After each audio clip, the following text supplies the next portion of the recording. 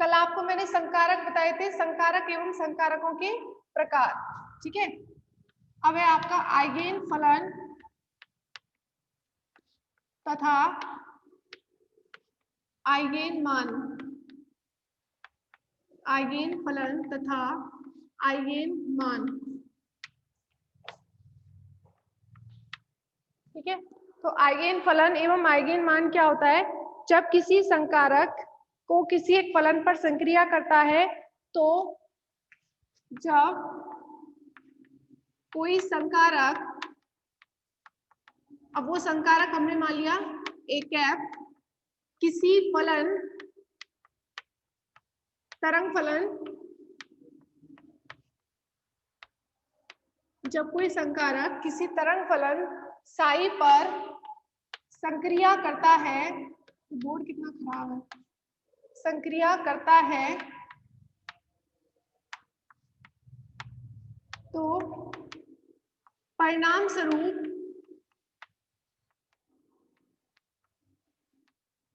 मुझे ही नहीं दिख रहा, तुम्हें क्या दिख रहा होगा? परिणाम स्वरूप वही तरंग फलन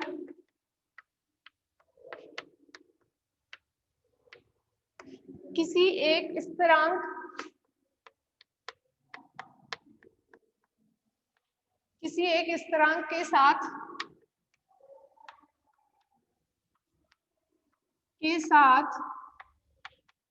प्राप्त होता है।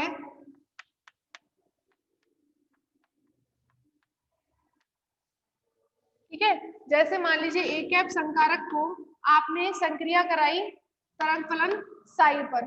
ए कैप संकारक किसी तरंग फलन साई पर संक्रिया करता है, तो परिणाम स्वरूप वही तरंग फलन किसी गुणांक के साथ प्राप्त होता है या स्थिरांक के साथ प्राप्त होता है, तो संबंधित तरंग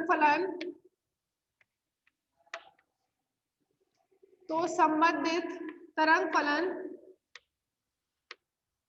आइगेन फलन कहलाता है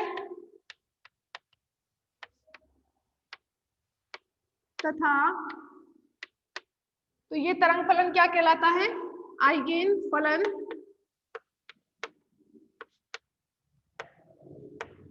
तथा उससे संबंधित जो स्थिरांक है, ये स्थिरांक ये कहलाता है आइगेन मान।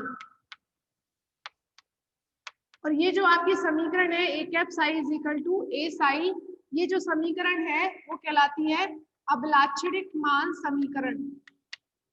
अभिलाक्षणिक मान समीकरण। ठीक है,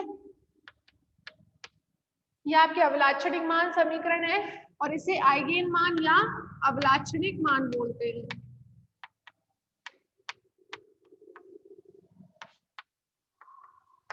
तो यदि कोई संकारक ऐसा है जिसे किसी तरंग फलन साई पर लगाने पर वही तरंग फलन किसी स्थिरांक या गुणांक के साथ प्राप्त होता है, तो ये समीकरण कहलाती है आपकी अभिलाक्षणिक मान समीकरण।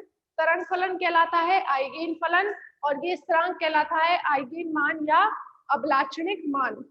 ठीक है, तो ये चीज आपको क्लियर हो गई। यहाँ पर ये तरंग फलन जो है वही तरंग फलन प्राप्त होना चाहिए, ऐसा नहीं होना चाहिए कि A cap psi is equal to A phi. ये जो साई है और ये फाई है अलग अलग नहीं होने चाहिए, वही तरंग फलन मिलना चाहिए किसी गुणांक के साथ, तो ही वो आइगेन फलन कहलाएगा।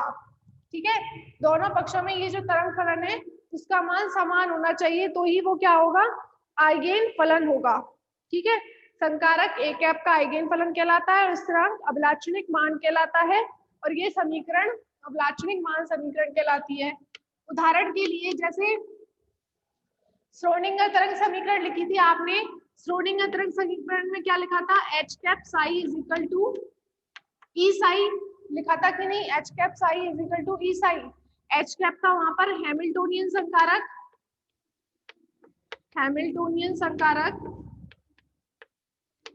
उसको किसी तरंग फलन साई पर लगाया, तो हमें ये जो स्थिरांक है ऊर्जा, वो क्या कहलाती है? आइगेन मान। आइगेन मान। तो इस हैमिल्टोनियन संकारक का साई क्या है? तरंग फलन है, और ई ऊर्जा क्या है इसका? आइगेन मान। अब हम बात करते हैं अपभ्रष्टता। ठीक है, अपभ्रष्टता क्या होती है? जैसे मान लीजिए अपभ्रष्टता का मतलब क्या है, यहाँ लिखते हैं अपभ्रष्टता तथा अपभ्रष्टता की कोटि।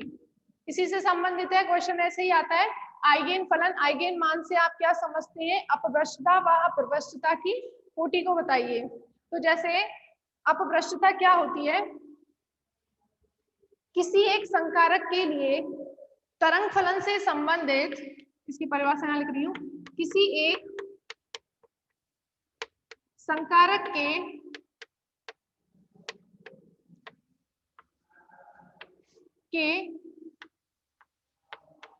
आइगेन संकारक के एक आइगेन मान के संगत, एक आइगेन मान के संगत यदि एक से अधिक, यदि एक से अधिक तरंग फलन अस्तित्व में हो, अस्तित्व में हो तथा प्रत्येक तरंग फलन रेखिक स्वतंत्र हो, प्रत्येक तरंग फलन परस्पर रेखिक स्वतंत्र हो, तो वह आइगेन मान, तो वह अपभ्रष्टता कहलाती है। तो वह आइगेन मान अपभ्रष्ट कहलाता है। अब इसको एग्जाम्पल से ऐसे समझाएंगे। जैसे मान लीजिए कि संकारक ए कैप है, संकारक ए कैप है, इसको तरंग फलन साई n 1 पर आपने लगाया, साई n 1 पर आपने लगाया, तो आइगेन मान मिलता है an, और वही तरंग फलन मिल गया साई n 1। ठीक है, अब अपने यहाँ पर साई तरंग फलन की जगह पर हमने क्या ले लिया? साई n 1। तो संकारक की संक्रिया की इस तरंग फलन से, तो हमें वही तरंग फलन इस गुणांक an के साथ मिला। ठीक है, तो ये क्या हो गई? एक अवलाक्षणिक मान समीकरण हो गई। साई n1 क्या है? तरंग फलन है, तरंग फलन है, आइगेन मान है, आइगेन फलन है, और an क्या है? आइगेन मान है। ठीक है, ये हो गया आपका आइगेन मान, और ये हो गया आइगेन फलन। अब हमने इसी संकारक ए कैप को तरंग फलन साई n2 पर लगाया, तरंग फलन साई, यहां से दिखाई नहीं दे रहा, संकारक ए कैप को तरंग फलन साई n2 पर लगाया, तो हमें वही तरंग फलन साई n2 गुणांक आइगेन मान an के साथ ही मिला। मतलब तरंग फलन को, इस संकारक को आपने साई n1 पर लगाया, फिर साई n2 पर लगाया, तो हमें आइगेन मान दोनों केस में कैसा मिल रहा है? an ही मिल रहा है। ठीक है, ऐसे बहुत सारे आइगेन फलन है, Sai n1, Sai n2, Sai n3, Sai n4, उनके संगत यदि हम संकारक उन पर लगाते हैं, संक्रिया करते हैं, तो हमें आइगेन मान हर केस में आइगेन मान सेम मिल रहा है। तो ये आइगेन मान कैसा कहलाता है? अपभ्रष्ट आइगेन मान कहलाता है। ठीक है, तो किसी एक संकारक के साथ एक आइगेन, किसी एक संकारक के संगत, किसी एक संकारक के संगत एक आइगेन मान के संगत यदि एक से अधिक आइगेन फलन अस्तित्व में हो, देखो एक ही आइगेन मान है an, इस एक आइगेन मान के संगत एक से अधिक आइगेन फलन अस्तित्व में है, साई n1 है, साई n2 है, ऐसे ही साई n3, साई n4 है। ठीक है, तो इस एक आइगेन मान के संगत क्या है? एक से अधिक आइगेन फलन अस्तित्व में है, तो वो आइगेन फलन कैसा, आइगेन मान कैसा कहलाता है? अपभ्रष्ट आइगेन मान कहलाता है। और जितने आइगेन फलन अस्तित्व में होते हैं वो क्या कहलाती है? अपभ्रष्टता की कोटि कहलाती है।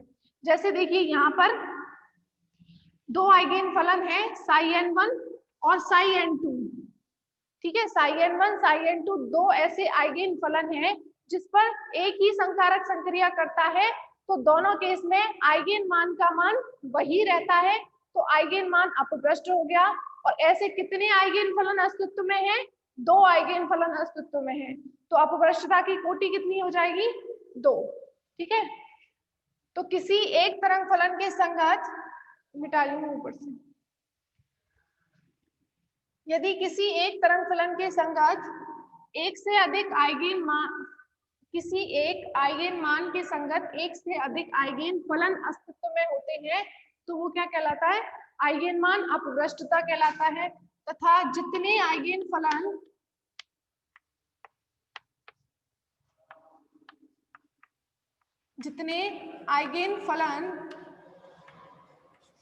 एक आइगेन मान के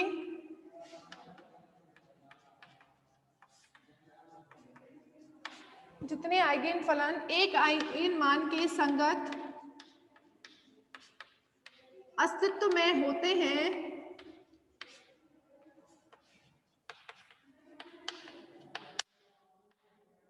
वह अपभ्रष्टता की कोटि कहलाती है।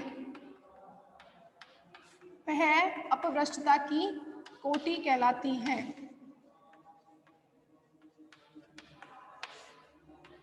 ठीक है, तो यहाँ पर कौन सी आइगेन फलन है?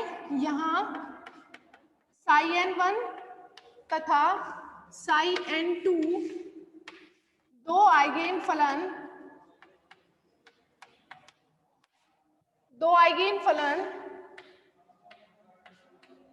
आइगेन मान an के संगत हैं। ठीक है, तो एक ही आइगेन मान an के संगत कितने आइगेन फलन है? 2।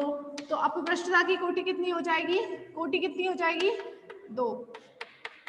और ये दोनों साई n1 और साई n2 दोनों क्या हैं? एक दूसरे से रैखिक स्वतंत्र हैं। ठीक है, तो किसी एक संकारक के आइगेन मान के संगत एक से अधिक आइगेन फलन अस्तित्व में होते हैं और वो आइगेन फलन क्या हैं? परस्पर रैखिक स्वतंत्र हैं। तो ये क्या आइगेन मान कैसा कहलाएगा? अपभ्रष्ट आइगेन मान कहलाता है। और दो आइगेन फलन अस्तित्व में है, अपभ्रष्टता की कोटि कितनी हो जाएगी? 2। यदि 3 आइगेन फलन के संगत एक ही आइगेन मान रहता है an, तो अपभ्रष्टता की कोटि 3 हो जाती है। ठीक है, तो ये समझ में आ गई आपको। अब नेक्स्ट है आपका लंबकोणीयता। जैसे मैंने आपको प्रसामान्यीकृत बताया था, प्रसामान्यीकृत में क्या था? दो तरंग फलन थे, उन तरंग फलनों का आयतन समाकलन यदि 1 के बराबर होता है तो दोनों तरंग फलन कैसे कहलाते हैं? प्रसामान्यीकृत। ठीक है, अब यदि दोनों तरंग फलन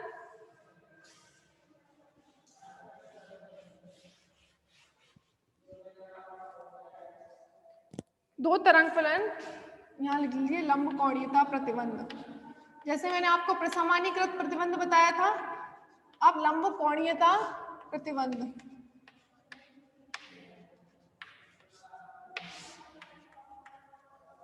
पता नहीं दिख रहा है कि नहीं।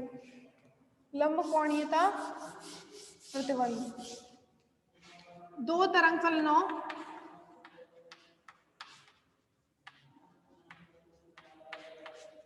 साई व फाई यदि निम्न प्रतिबंध को संतुष्ट करते हैं तो वो लंबकोणीय कहलाते हैं। जैसे साई एक तरंग फलन है, साई एंड फाई निम्न प्रतिबंध को संतुष्ट करते हैं तो वो क्या कहलाएंगे? लंबकोणीय कहलाते हैं। जैसे psi star R T phi R T, दो तरंग फलन है psi star R T and phi R T DV.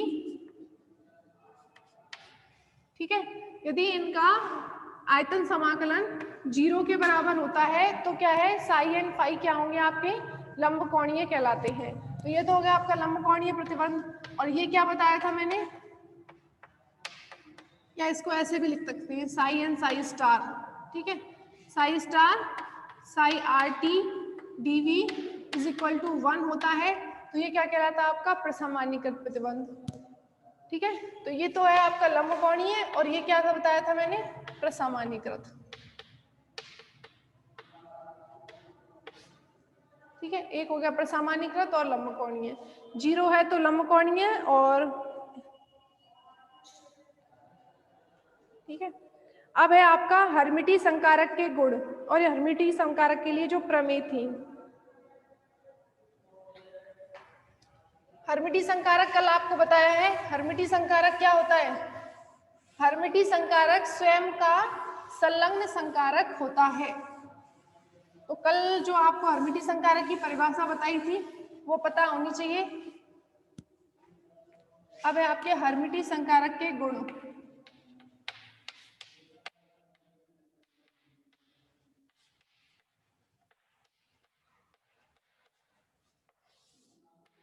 हर्मिटी संकारक के गुण, जिसमें पहला है हर्मिटी संकारक के आइगेन मान वास्तविक होते हैं। उसको सिद्ध करेंगे तो प्रमेय के तरीके से लिख सकते हैं इसको। हर्मिटी संकारक के, इंपॉर्टेंट है ये, हर्मिटी संकारक के आइगेन मान वास्तविक होते हैं।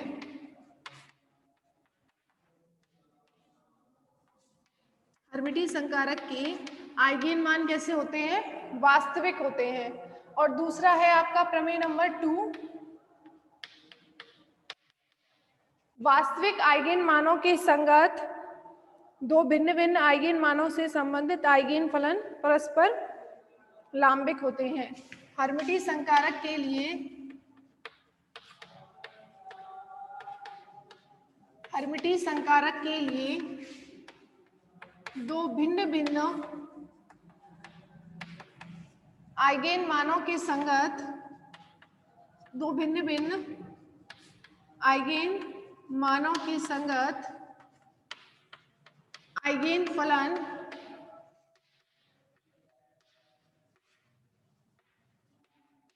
परस्पर लांबिक होते हैं।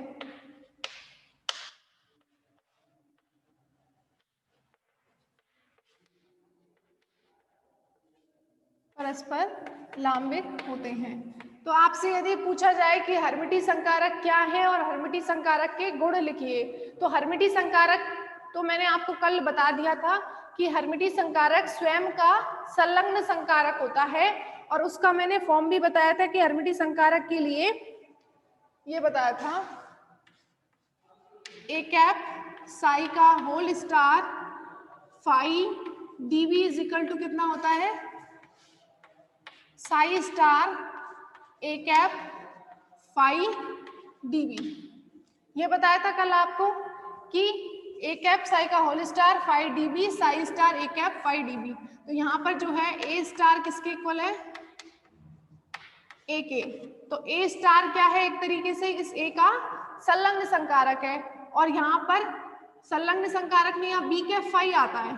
ठीक है, तो अब हर्मिटी संकारक में क्या होता है, संकारक स्वयं का संलग्न संकारक होता है, इसलिए ए स्टार इज इक्वल टू कितना है, ए है। ये मैं आपको कल बता चुकी हूँ। ठीक है, तो ये लिखना है आपको परिभाषा में, और उसके गुण पूछता है तो आपको लिखना है हर्मिटी संकारक के आइगेन मान वास्तविक होते हैं। दूसरा, हर्मिटी संकारक के लिए दो भिन्न भिन्न आइगेन मानों के संगत आइगेन फलन परस्पर लांबिक होते हैं। ठीक है, गुण पूछता है तो इतने दोनों गुण लिखने हैं। उसके बाद में यदि आपसे इनका प्रूफ पूछा जाता है कि सिद्ध कीजिए कि हर्मिटी संकारक के आइगेन मान वास्तविक होते हैं, क्वेश्चन या फिर ऐसे आएगा, या फिर ऐसे आएगा, सिद्ध कीजिए हर्मिटी संकारक के लिए दो भिन्न भिन्न आइगेन मानों के संगत आइगेन फलन परस्पर लांबिक होते हैं। तो वो कैसे करेंगे, वो डेरिवेशन अभी बताते हैं। पहले ये लेके चलते हैं, हर्मिटी संकारक के आइगेन मान वास्तविक होते हैं। ठीक है, पहला प्रूफ कर रहे हैं कि हर्मिटी संकारक के आइगेन मान वास्तविक होते हैं। सिद्ध करने के लिए आपको क्या करना है, तो हर्मिटी संकारक ए कैप के लिए आइगेन मान समीकरण लिखिए। पहले तो मान लीजिए हर्मिटी संकारक है आपका ए कैप,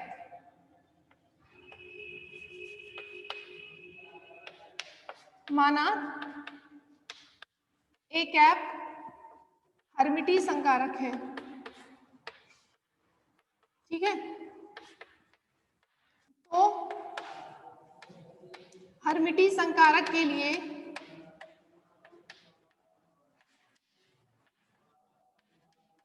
आइगेन मान समीकरण, हर्मिटी संकारक के लिए आइगेन मान समीकरण, आइगेन मान समीकरण कैसे होगी? मान लीजिए ए कैप कोई संकारक हर्मिटी संकारक है जो कि उस पर साई तरंग फलन पर संक्रिया करता है, तो हमें वही तरंग फलन किसी गुणांक ए के साथ मिलता है। तो ये क्या हो गई आपकी, वही गुणांक किसी तरंग फलन साई के साथ मिलता है। तो ये हो गई आपकी आइगेन मान समीकरण या अभिलाक्षणिक मान समीकरण, दोनों ही बोल सकते हैं, आइगेन मान समीकरण या अभिलाक्षणिक मान समीकरण। अब आपको पता है, ये क्वेश्चन नंबर फर्स्ट हो गई। अब आप लिखेंगे हर्मिटी संकारक की परिभाषा से, हर्मिटी संकारक की परिभाषा से कि हर्मिटी संकारक स्वयं का संलग्न संकारक होता है।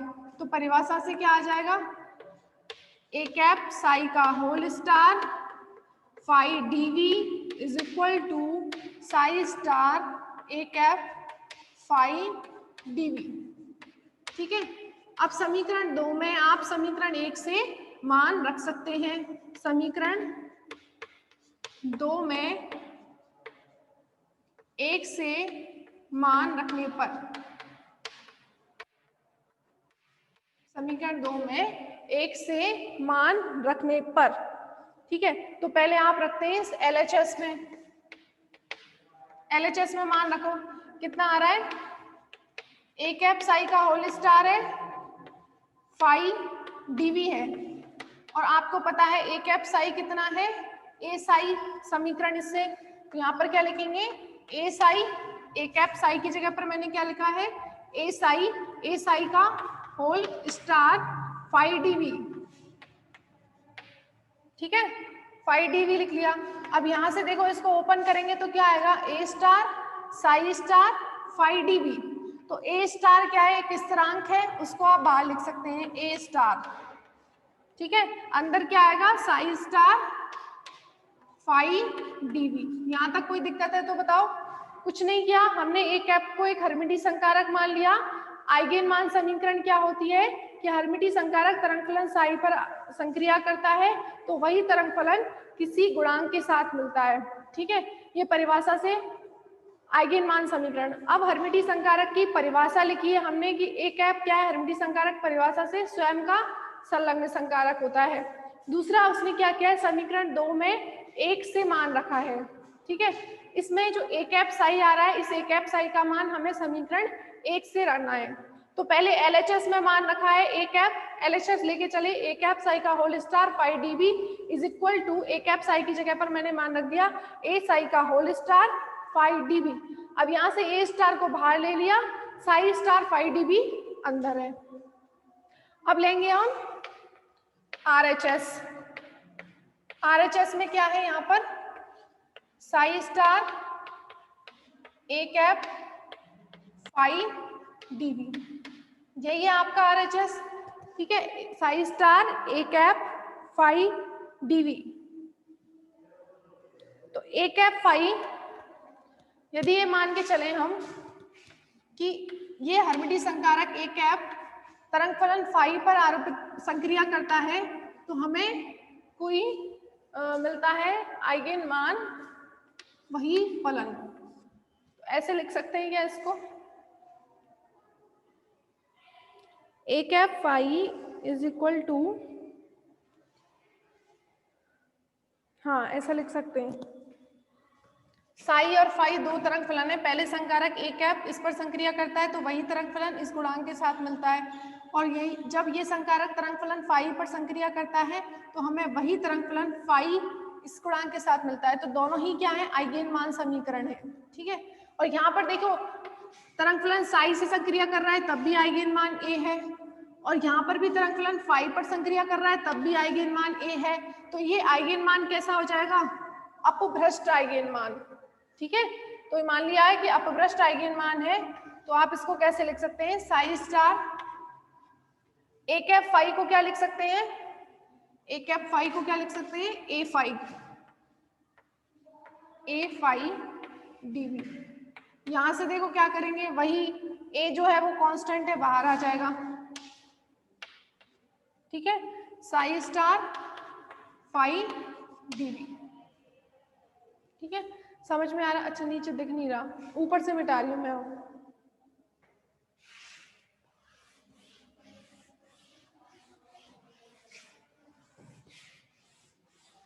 क्या कर दिया है इसमें पता नहीं,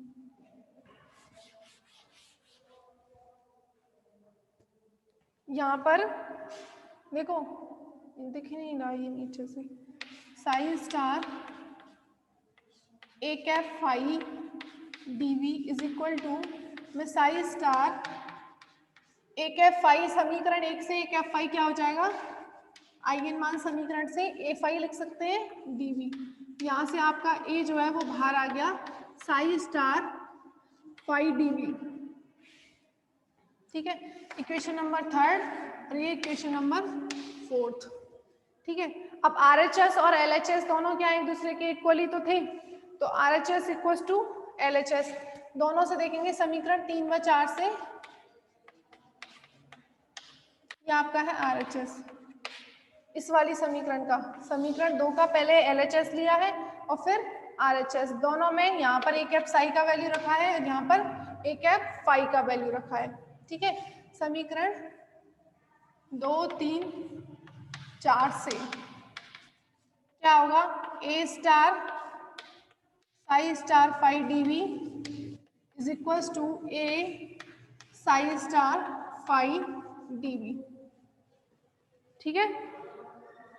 अब देखिए इन दोनों समीकरणों में साई स्टार फाई डीवी तो इक्वल ही है, ऐसे कर सकते हैं इसको, तो क्या आ रहा है एक तरीके से ए स्टार इज इक्वल टू ए, यही तो हमें सिद्ध करना था, ए स्टार इज इक्वल टू ए आ रहा है, इसका मतलब कि उसका सम्मिश्र संयुग्मी क्या है, वही है, तो सम्मिश्र संयुग्मी वही कब होता है, जब मान कैसा हो, वास्तविक हो, ठीक है, वास्तविक हो, जैसे देखिए x कोई a इज इक्वल टू आपका कोई स्थिरांक है 5, ठीक है, a इज इक्वल टू 5 है, इसका आप a स्टार लेंगे तो भी तो 5 ही आएगा, ठीक है, तो इसका मतलब a स्टार किसके इक्वल है, a के इक्वल है, तो इसका मतलब ये मान कब पॉसिबल है कि a स्टार a के इक्वल है, ये कब पॉसिबिलिटी हो सकती है, जब a कैसा हो, जब a वास्तविक हो,